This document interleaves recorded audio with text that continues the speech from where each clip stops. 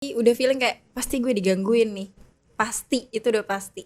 Nah pas malam udah pada tidur kan persiapan summit. Ya. Nah itu udah mulai ada nenek-nenek nungguin aku di depan tenda. Jadi setiap kali aku mau merem tuh nenek-nenek ada aja pengen narik kaki aku. Iya. Oke guys, balik lagi ke podcast Antarestar dengan gue Fikri Fauzan, host dari Antarestar, dan juga kita udah kedatangan tamu cantik ya. Hai, Oke, dengan siapa? Febri Nadia Prasetya. Oke, Kak Febri Nadia Septia. Prasetya. Prasetya. Oke, siap. Gimana nih kabarnya? Alhamdulillah baik-baik saja. Alhamdulillah baik-baik saja sampai detik ini ya. Dan juga kegiatan akhir ini tuh apa sih yang sering dilakuin gitu? Aku sih sekarang sambil nunggu wisuda kan, gak ngapa-ngapain. Jadi aku Oke. cuma bantu usaha orang tua sama jalan-jalan aja sih. Oh, jalan-jalan aja, traveling ya. Biasa orang gabut kan. Oh ya Kak, dengar-dengar sih nih ya, Kakak itu bisa ngelihat yang nggak bisa kita lihat gitu ya. Ya Bener gak bisa sih? dibilang kayak gitu Bisa sih. dibilang kayak gitu. Oke, siap. Dan juga kemarin tuh katanya terakhir pengalaman tuh pas bulan kemarin ya, pas Oktober. naik ke Rinjani ya. Iya. Itu ada suatu kejadian yang memang tidak mengenakan gitu. Sebenarnya sih tiap naik gunung itu pasti ada aja halangannya Ada tentang kayak aja, gitu ya. oke. Tapi menurutku kemarin sih paling parah sih. Paling parah. Jadi Kak Febri ini tuh dia bisa melihat apa yang tidak bisa kita lihat dengan mata telanjang. Mungkin teman-teman semua juga ada beberapa temannya juga yang bisa kayak gitu ya. Mungkin bisa langsung aja diceritakan. Iya boleh. Pertama kali itu kemarin aku naik ke Rinjani. Sebenarnya ini planning tuh udah lama banget, cuma baru terlaksanakan kemarin bulan Oktober. Nah kebetulan tuh aku ikut trip sendiri kan. Ke trip sendiri. Aku nggak ada yang kenal, ada cuma satu, tapi itu juga yang nggak kenal banget. Oke. Biasanya aku tuh kalau naik gunung selalu sama orang yang kenal, Oke. karena aku tahu aku pasti ada halangan kayak gitulah. Ah, Nah ini aku nekat-nekat aja deh karena aku Nekat-nekat aja. pengen banget lah. Dari awal tuh sebenarnya biasanya aku kan berangkat 19 malam. Iya. Nah biasanya ini aku nih menstruasi ini di belasan. Iya, 19 tuh oke. pasti udah menjelang selesai. Tapi kemarin tuh bener-bener kayak kok belum mens. Aku tuh kan takut mens di jalan kan. Takut ya. Ibu aku juga udah wanti-wanti, Bi kamu mau naik gunung tapi kok belum dapet, kata ibu kayak gitu. Iya. Nggak apa-apa bu, ya udah nanti bawa pembalut ya gitu. Ibu udah ngingetin tuh. Terus aku bilang iya bu. Feeling aku tuh udah nggak enak dari jalan tuh kayak, aduh gimana ya, nggak ada yang kenal, nggak ada yang tahu aku tuh kayak gimana gitu. Oh udahlah, Bismillah aja, semoga nggak ada Bismillah aja. apa-apa gitu.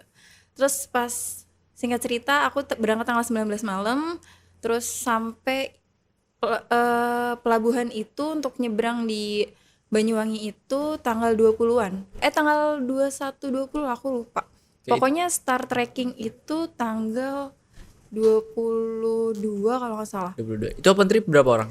Open trip itu 60-an. Banyak ya.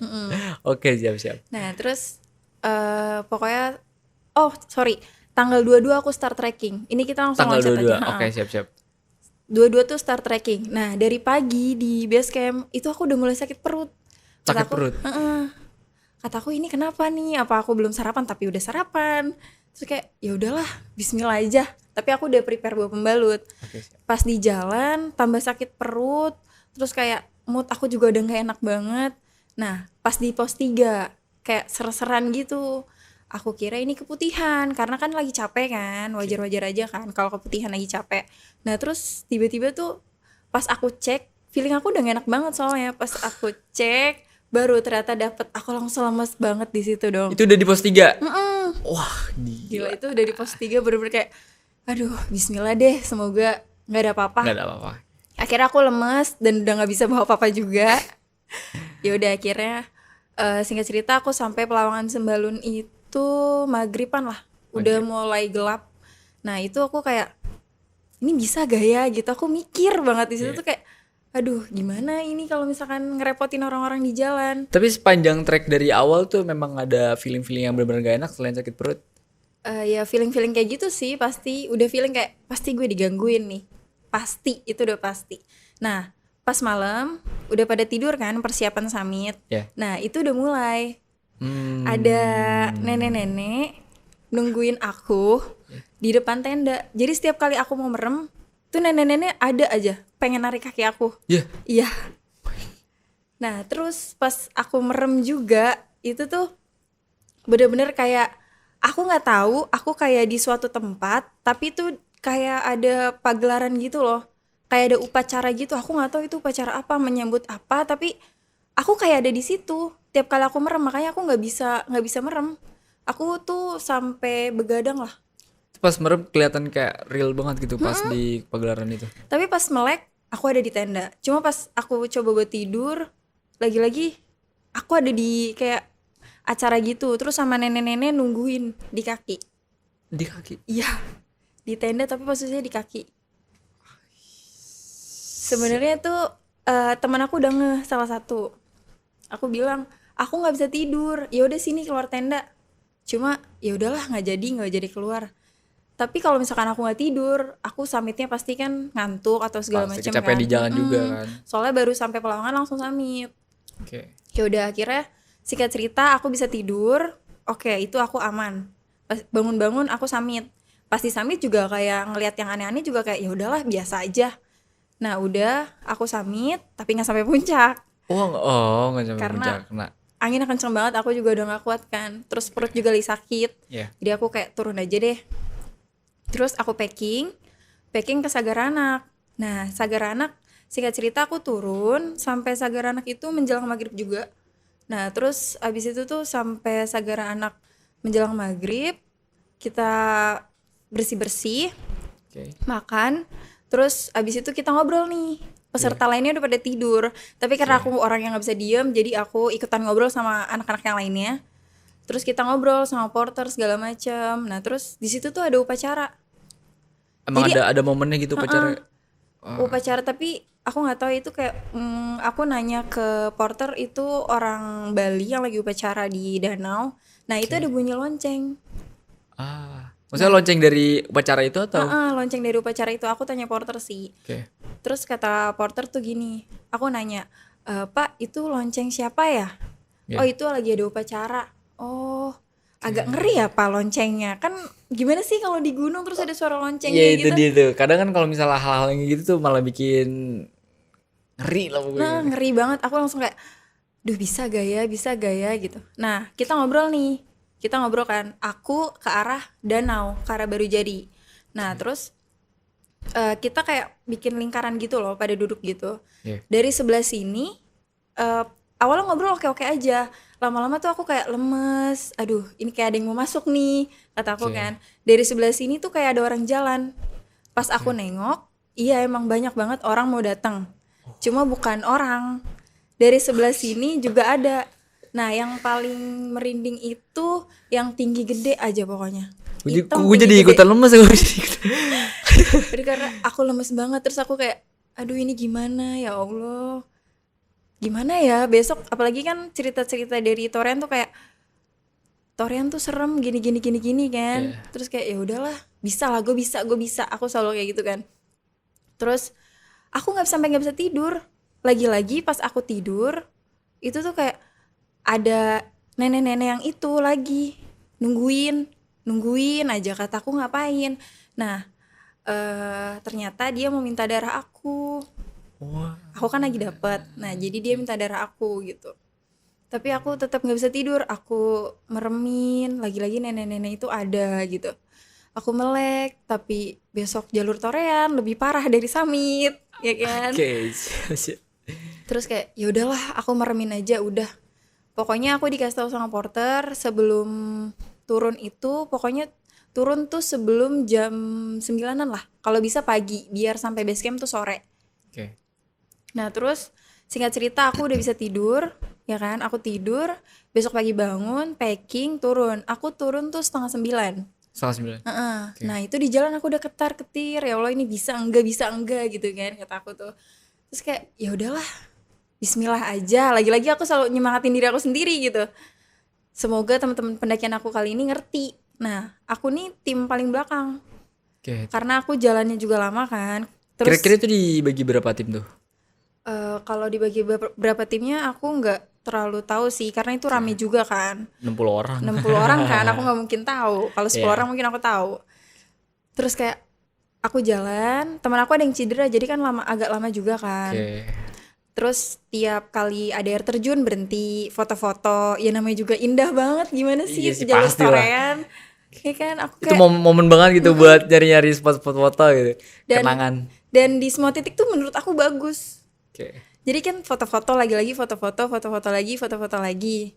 Sampai pokoknya tuh aku diingetin sama orang-orang sebelum masuk hutan itu jangan sampai kena malam. Jangan sampai kena malam. Cuma ya mau gimana lagi, kita kebanyakan foto-foto. Nah, itu tuh aku ke tim paling belakang. Tim Oke. depan aku, kita berhenti di suatu tempat. Nah, tim depan aku nih berhenti duluan. Terus nggak lama kita berhenti, kita ketemu di situ, ya kan? Terus di situ udah, aduh, aku lihat jam, aduh udah jam berapa ini? Ya kan udah agak sore. Kita masih nggak, akhirnya kita gabung. Terus aku minta jangan jauh-jauh ya, gitu. Aku udah Iya, bilang jangan jauh-jauh. Kayak udah kode gitu ya. Heeh, aku udah kode gitu, jangan jauh-jauh ya. Ya udahlah. Akhirnya jalan. Nah, aku ini kedua dari belakang, Oke. ya kan? Itu tuh udah mulai turun kabut. Kabut. Udah mulai turun kabut dan aku nih walaupun siang-siang tuh aku ngerasa aneh banget di situ tuh, kayak pas aku nengok belakang, gila itu mah. Itu udah kayak semua orang kayak perkampungan gitu loh. Jadi rame banget tuh di belakang. Rame ternyata. banget dan dia tuh mau ngikut. Mau ikut. Iya, Jadi pas dari semalam itu pas kumpul-kumpul gitu pada ngikut, dan juga pas lu trek paginya tuh ikut juga. ngikut. Tapi itu baru aku lihat pas aku masuk, sebelum masuk hutan. Sebelum masuk hutan. Sebelum masuk Pas hutan. udah turun kabut. Itu tuh rame banget, kayak gimana ya? Kayak satu kampung lah gitu. Kayak satu kampung tuh pada ngikut jalan. Terus temen aku yang belakang, udah jangan diliatin, karena aku ceritakan ke dia, Iya. udah jangan diliatin. Lagi-lagi aku berhenti nengok belakang, ya Allah masih ada. Ini orang pergi kayak pergi, gue pengen balik gitu loh. Iya. Kayak masih ngikutin lagi terus. Nah, pas di tengah-tengah itu ada kain putih. Kampus lu. Nah, Kain tapi putih. aku Apa kira tuh? kan itu setan ya. Iya. Aku sampai kayak, ini setan bukan ya? Ini kurang ajar banget sih setan awal sore-sore, apa kagak maleman aja ya? Sorean gitu loh maksud aku. Iya. Nah, terus ternyata itu kain putih aja Oh, ngegantung. kain putih biasa gitu. Karena emang dari awal tuh firasat itu tuh udah terlalu muncul gitu ya. Apalagi pas malamnya juga gitu, nenek-nenek kumpul sekampung, yang gede yang kecil gitu ada semua ya. Tapi itu satu tim tuh ngeliat. Oke, Karena jadi itu masih kayak orang iseng aja gitu loh. masih aman lah, masih Nah, aman itu lah. masih aman banget sih. Oke. Karena ya cuma kain putih nyangkut. Cuma kan kalau kita lihat dari jauh kan Kayak- horor banget nih gitu. Iya, apalagi kalau misalnya malam. Iya, makanya Iya. itu pengen dicopot, tapi mungkin ini tanda. Tapi ya tanda nggak gitu juga kali, gue takut. Kan banyak warna lain juga, atau nggak pelang kayak gitu ya. Oke. Akhirnya kita jalan keluar kayak hutan kecil gitu, nemu air terjun, Wih, foto-foto lagi Foto-foto kan. lagi lah, pasti ya lah. Pasti dong, gimana sih, jalur torean tuh paling indah kan. Oke. Foto-foto lagi, temu maghrib. Temu maghrib. Terus aku udah diem aja. Ini gue bisa nggak ya gitu. Selalu itu ya terbayang-bayang gitu ya. Karena aku tahu ini tuh pasti nggak bisa gitu. Pasti ada aja yang nempel. Nah, pas udah masuk hutan, pas banget maghrib. Yang seharusnya tuh pas masuk hutan tuh gak boleh malam gitu ya. Nggak boleh malam. Tapi ini maghrib. Makanya aku kayak, ya Allah, masuk hutan tuh maghrib. Kita salah di jalan sih sebenarnya. Terus ya udahlah jalan. Terus aku udah bilang sama teman-teman, jangan jauh-jauh, jangan jauh-jauh. Sekali lagi tuh ya. Sekali lagi aku ngomong jangan jauh-jauh gitu. Aku ngomong tuh kayak gitu mulu, jangan jauh-jauh. Terus ya udah, pas aku masuk hutan itu udah mulai tuh, aduh ini kok ada aja yang ngikutin. Tapi yang nenek-nenek itu udah ngikutin lagi. Nenek-nenek itu ngikutin, terakhir aku ngeliat kain putih. Setelah masuk hutan itu ada cewek nungguin, masih muda. Aku nggak tahu disebut Mbak K atau bukan ya, pokoknya dia masih muda lah. Terus itu aku udah diem aja. Aku udah nggak tahu mau ngapain karena aku udah lemes juga. Terus ada aja yang mau masuk, Selalu itu pasti. selalu ada aja. Oke. Jalur Torean kan agak terjal banget ya. Iya. Ini turun gunung kan harusnya turun ya. Ini Iya. tuh naik turun gitu. Oh, jadi kayak di lanjut gitu ya. Dan kayak kita tuh capek di jalan aja. Terus pas aku ngelihat cewek itu di jalan tuh kayak ya udahlah, semoga lu nggak ngikut gitu.